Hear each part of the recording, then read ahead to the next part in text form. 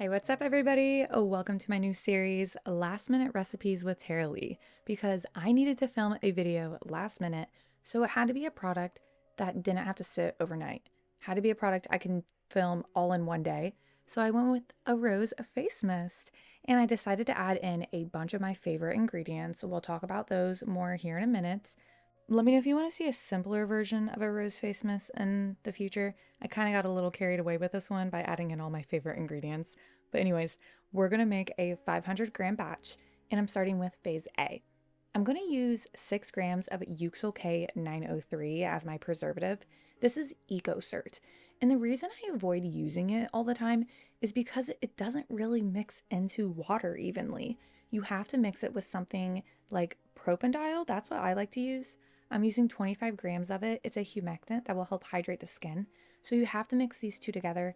I've tried glycerin and that didn't work with Euxyl K903. You will have to do some experiments to get it to completely mix in with water. You could use a solubilizer like polysorbate 20, polysorbate 80, or polysugamulse D9. That is EcoCert. You could mix that in to get it to mix in, or you can just use a different preservative. Now I'm going to add in 0.25 grams of ultra low molecular weight hyaluronic acid. So this is a humectant. It will help hydrate your skin. Some people find that hyaluronic acid makes their skin tacky. I personally find that I don't have this issue when I use an ultra low molecular weight hyaluronic acid.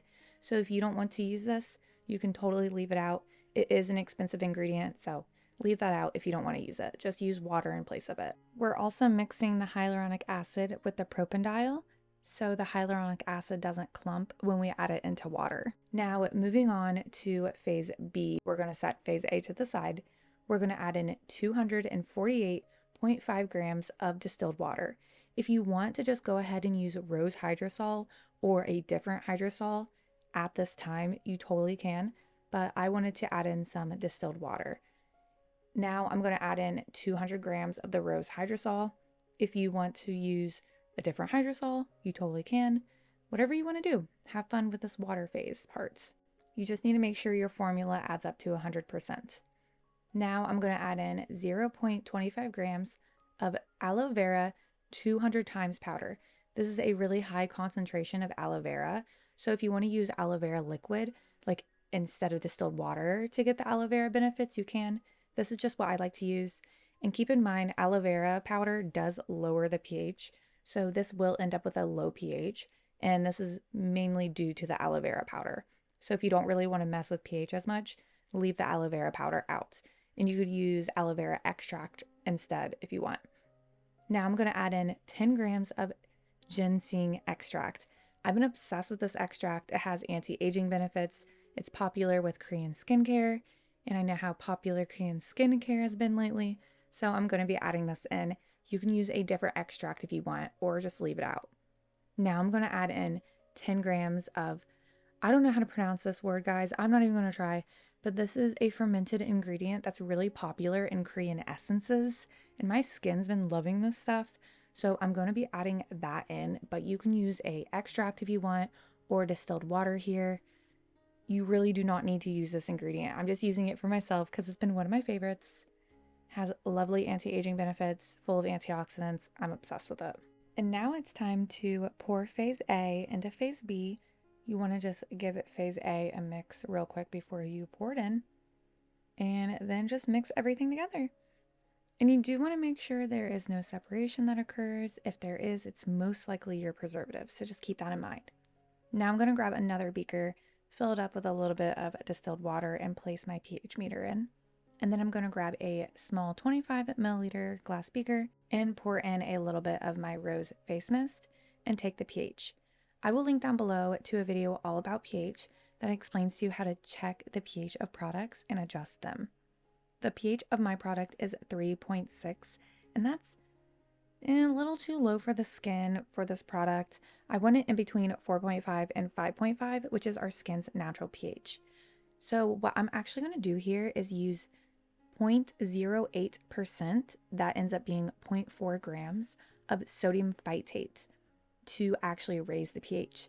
This is a chelating agent, and I'm not going to get into chelating agents. I actually have a whole blog post about chelating agents over on my Patreon, but they do help with stability and efficiency of products. So I decided to just add this in to raise the pH instead of using the pH buffer solution I normally use. So this raised the pH to 4.53, which is perfect, but you can use whatever method you want to adjust the pH. You might need to raise it, you might need to lower it. It depends on what kind of substitutions you do for this formula.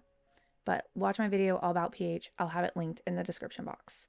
Now, if you want to add color, there is a few things that might come to mind. There's beetroot extract pigment. This stuff, I'm going to be honest, unfortunately, isn't going to work. It will color it for a little bit, but it will end up turning this ugly brown color over time. So I don't recommend that. Mica powder, that will just end up settling on the bottom. Mica is not water soluble. And lastly, there is this pretty pink water soluble dye from elementsbathandbody.com. And this is what I recommend using. All I did was add 1 drop in a 500-gram batch, and I got this gorgeous, gorgeous light pink color. I'm obsessed with the way this rose face mist came out. This was a last minute recipe. I've never tested it. I just wung it, made it all in one day, and I love this stuff so much. I love the packaging, the labels. Oh, by the way, if you want to learn how I made these labels, I have a video all about how I make my labels. I will link it down below. But the color of the stuff is just perfect. I think it looks so cute. The only thing I'm a little sad about is I do feel like this rose face mist includes some ingredients that are hard to source, but as long as your formula adds up to 100, you can leave out some ingredients. You can use different extracts instead of the ones I used. But if you want to see a more simple rose face mist formula with maybe like ingredients you can buy off of Amazon, let me know. I can do something like that. More beginner friendly, but the mist on this is just gorgeous. I love how it doesn't feel sticky or tacky on the skin. I don't know, can I say it again? I'm obsessed with this rose face mist. It looks so pretty. Yeah, let me know what you think. This is about it. That's all I have to say. I hope you guys enjoyed the last minute recipe, and I'll talk to you guys in my next video. Later!